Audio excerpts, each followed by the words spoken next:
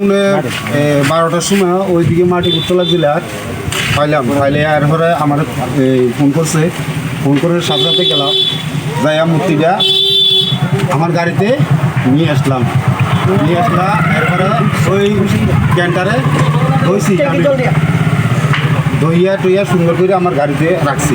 এটা কোন জায়গা থেকে আপনারা পাইছেন? জগন্নাথ দিকে থেকে। মানে এটা দেখে কত বছর পুরানো মনে হয়? এটা মনে হয় আমার মনে হয় 800 বছর, 1000 বছর, 700-800 বছর মিনিমাম। মানে এটা কি রাজামূলের? এখন এটাকে নিয়ে কি করার পরিকল্পনা? যে কোনো একটা মন্দিরে রাখা হইব। সকালবেলা প্রায় 11টা নাগাদ, 10টা-11টা নাগাদ এই জগন্নাথ দিঘির ঘাটলা সংলগ্ন একটা মূর্তি হঠাৎ করে ওই গজার মাটি খনন করছিল, তখন ওই একটা মূর্তি চলে আসলো। মূর্তি ছিল না, মূর্তি একটা ডাইস ছিল, কিন্তু দেখতে মনে হচ্ছিল একটা বহুত পুরোনো। কত বছর হবে আনুমানিক? আনুমানিক বলতে পারবো না, কিন্তু 500 বছর আগে তো না, নিশ্চয়ই বহুত পুরোনো রাজারা আমাদের বুঝি হবে।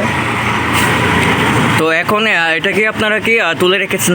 আমরা এখন এটা তুলে এটাকে ওয়াশ করছি, ওয়াশ করে এখন যে কোনো একটা মন্দিরের মধ্যে আমরা রাখার চিন্তা ভাবনা করছি। মানে এটা এই মুক্তিটা কিসের বলে মনে হচ্ছে প্রাথমিকভাবে? এখানে তো পুরো তো দিক যারা আছে ওরা বলতে পারবে, আমরা তো ঠিক বলতে পারবো না। কোন জায়গায় পাওয়া গেছে মুক্তিটা? জগন্নাথ দিঘির ঘাটলা সংলগ্ন।